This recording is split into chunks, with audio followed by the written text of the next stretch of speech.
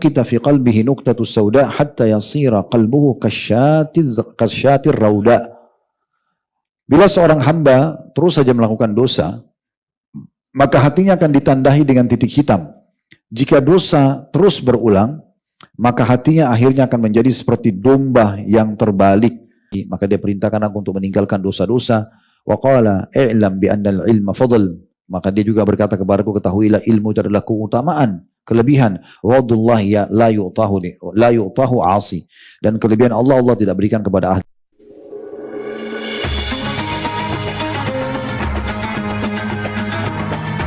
Yang subscribe, semoga hidup kaya raya, mati masuk surga. Yuk jadi bagian dari dakwah kami. Dukung operasional dakwah dan sosial kami, raih pahala amal jariah yang terus mengalir sampai hari kiamat. Bismillah, Assalamualaikum warahmatullahi wabarakatuh.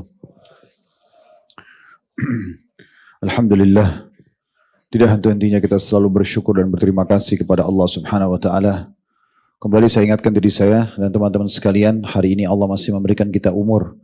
Sadarlah dan selalu jadikan itu sebagai momentum untuk justru kita lebih mendekatkan diri kepada Allah Subhanahu wa Ta'ala.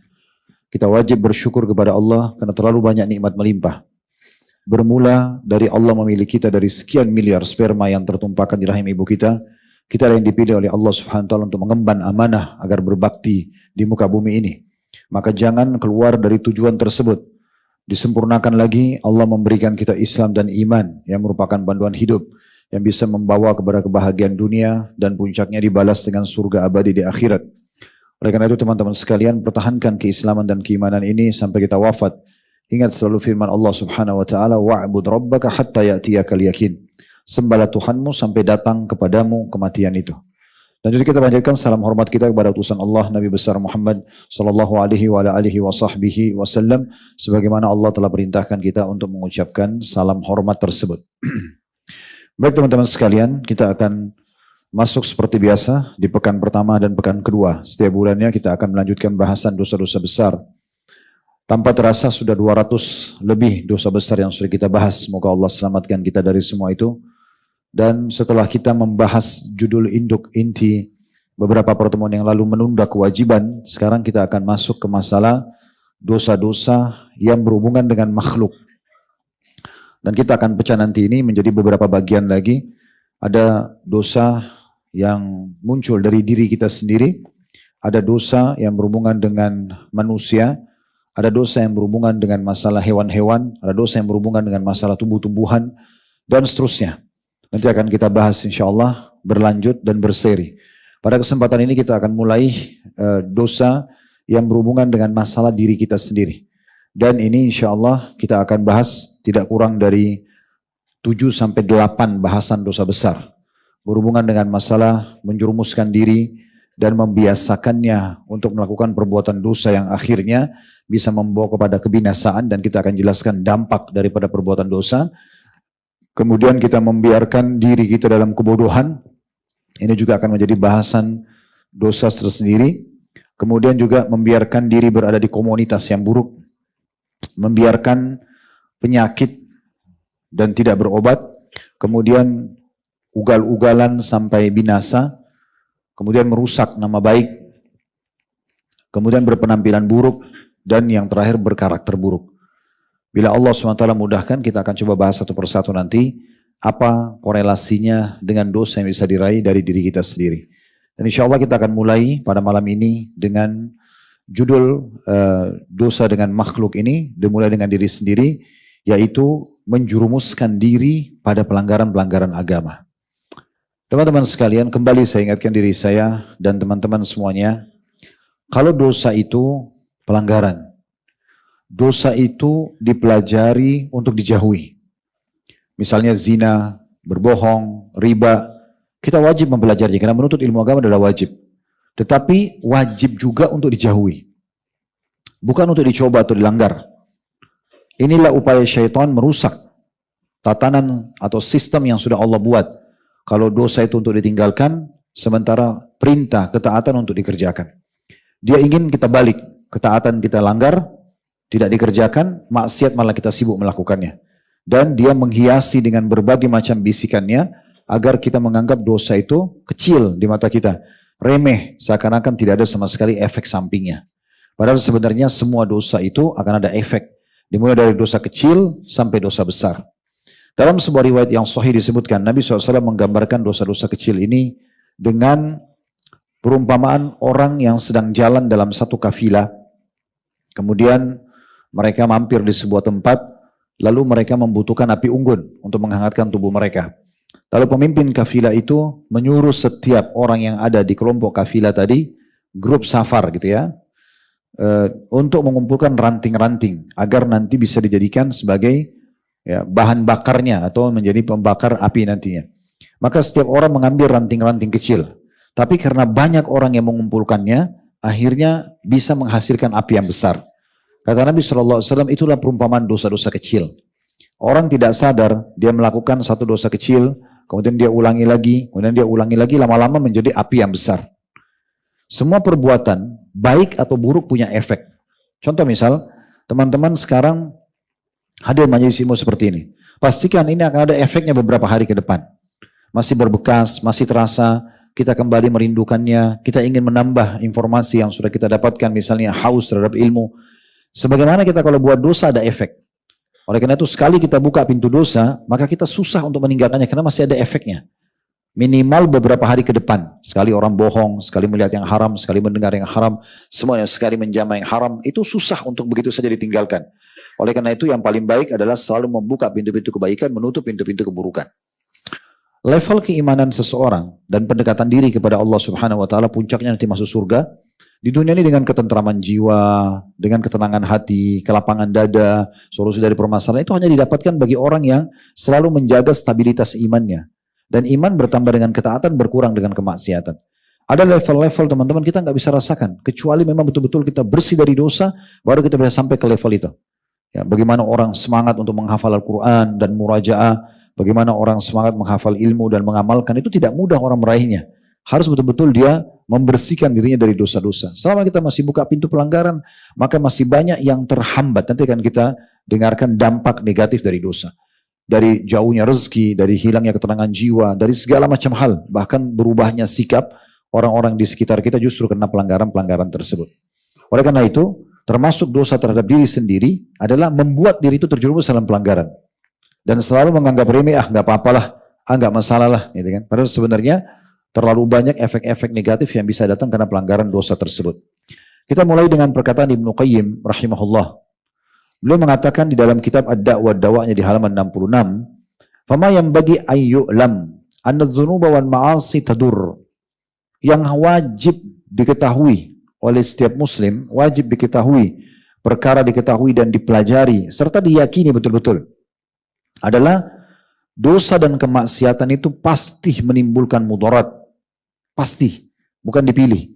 Sekecil apapun sudah cukup. Nabi Adam alaihissalam hanya makan buah, satu pelanggaran diturunkan dari surga.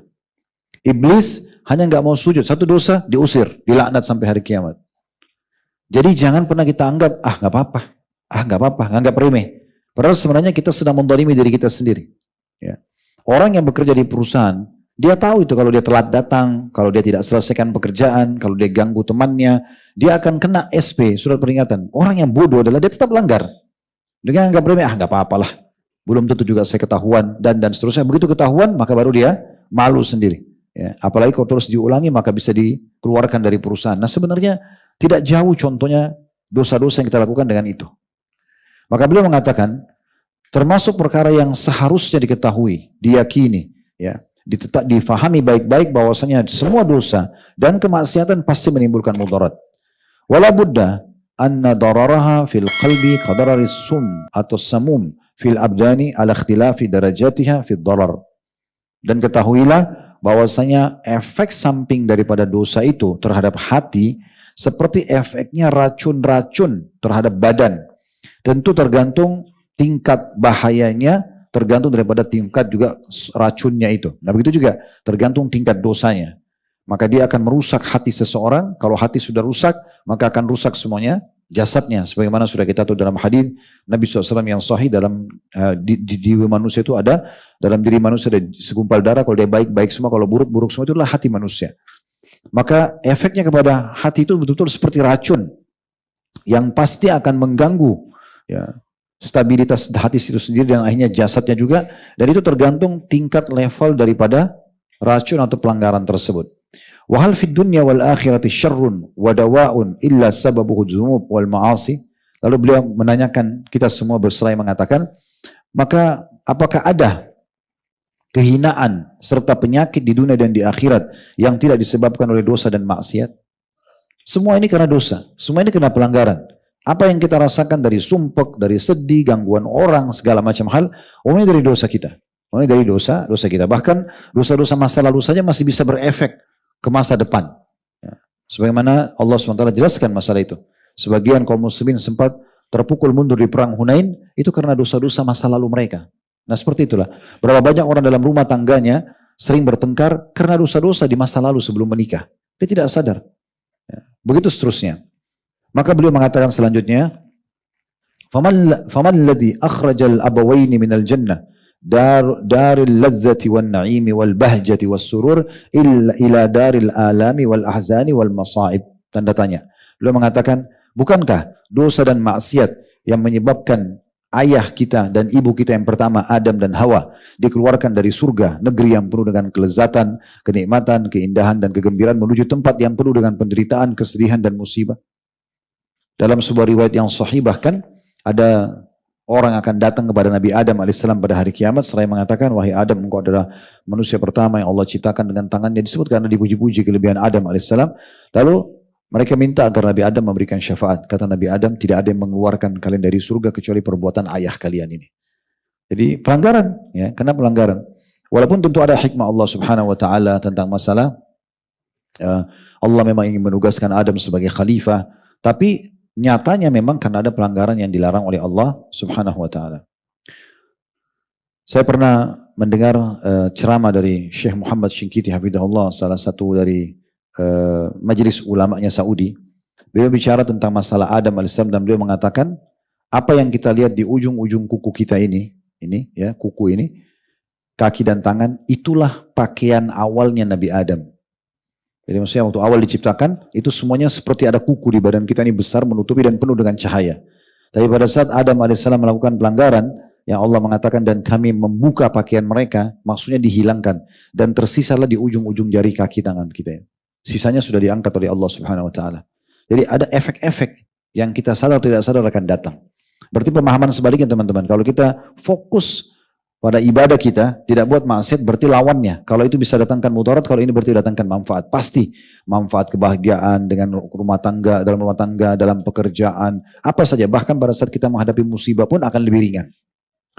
Fudail bin Iyad rahimahullah berkata begini, "Biqadri ma yasghuru dzambu 'indak ya'dhumu 'indallah, wa biqadri ma ya'dhumu 'indaka yasghuru 'indallah." Semakin kecil dosa yang terlihat dalam pandanganmu, selalu kau anggap remeh. Udahlah, nggak apa-apa, kan cuma begini, kan cuma begitu, kan cuma sekali, ya misalnya. Maka semakin besar nilainya di sisi Allah. Allah akan menghukum dengan itu, karena dianggap remehnya.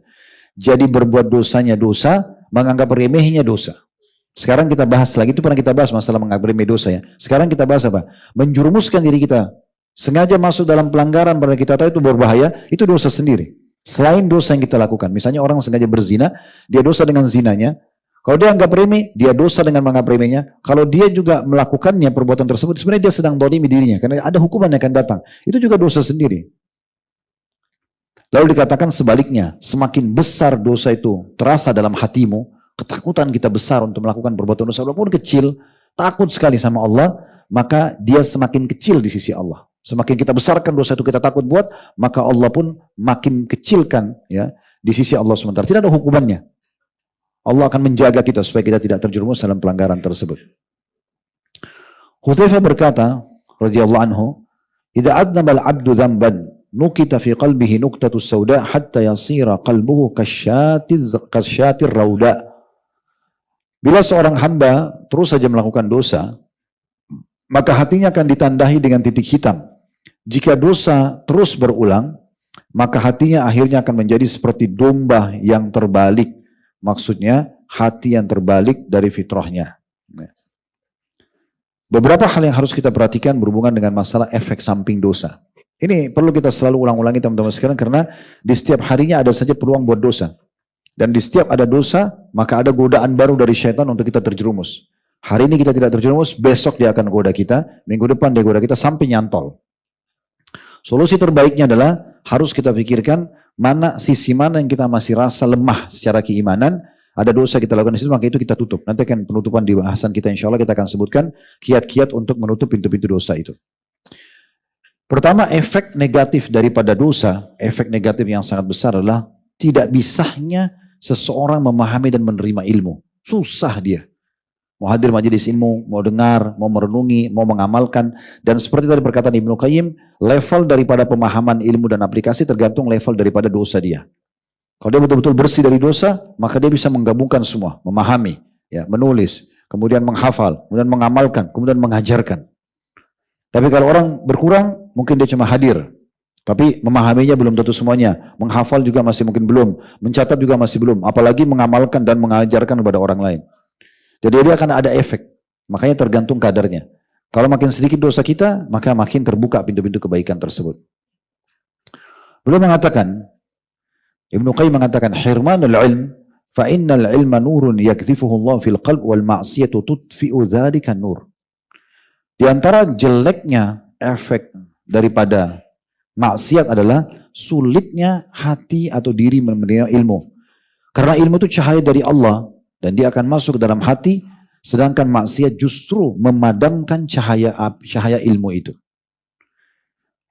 Dalam sebuah majelis antara Imam Syafi'i sama gurunya Imam Malik ini kagum-kagum sama Imam Syafi'i karena cerdas sekali. Di antara muridnya, mungkin sekian banyak muridnya yang bergabung, Imam Syafi'i baru gabung, tapi Imam Syafi'i sudah hafal kitab Muwatta, rajin sekali belajar, mudah memahami, sampai dia bisa mengajar di masa hidupnya Imam Malik. Intinya, Imam Malik waktu itu beliau mengatakan, dikatakan dalam sebuah riwayat atau sebuah athar, walamma jalasal Imam Syafi'i baina yaday Malik, satu waktu Imam Syafi'i duduk di majelisnya Imam Malik, wa qara alaihi a'jabahu ma ra'a min wufuri fitnatihi.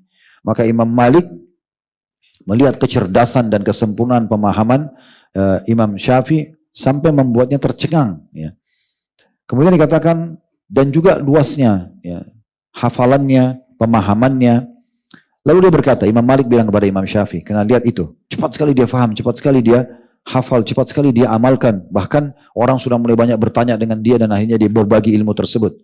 Maka Imam Malik bilang kepada Imam Syafi'i, Inni arallaha qad alqa ala qalbika nura. Fala tutfi'hu bidhulmatil ma'siyah. Aku melihat Allah telah membuka hatimu dengan cahaya ilmu. Jangan pernah kau redam itu dengan berbuat maksiat. Ini nasihat Imam Malik kepada Imam Syafi'i rahimahullah. Dan kita tidak asing dengan syair Imam Syafi'i yang masyhur.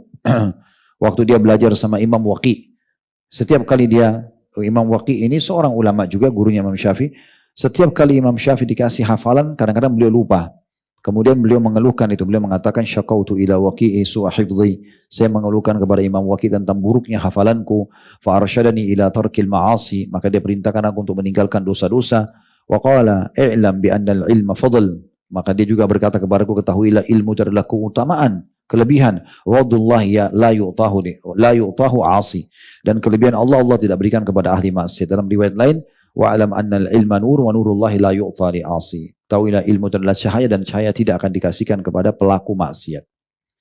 Jadi ilmu susah ya difahami. Tadi saya bilang, orang itu bilang, tapi kan dalam jiwa mungkin bicara, tapi kan saya masih keinginan hadir di Blok M. Oke, satu. Levelnya masih banyak itu. Bukan cuma hadir. Kalau antum hadir sambil menghayal nggak ada manfaatnya. Hadir cuma merepekkan majelis hanya karena ajakan teman, cuma ngangguk-ngangguk atau menghayal nggak tahu apa yang dibahas, kalau ditanya nggak ngerti, gitu kan? Itu berarti masih level yang dibawa sekali. Tapi kalau sudah sampai pada apa yang disampaikan, memahami, bisa membawa pada perubahan, mencatat, ya, kemudian menghafal, kemudian mengamalkan, apalagi sampai menyampaikan, itu sudah luar biasa. Maka level-level ini harus dijangkau dengan level keimanan seseorang.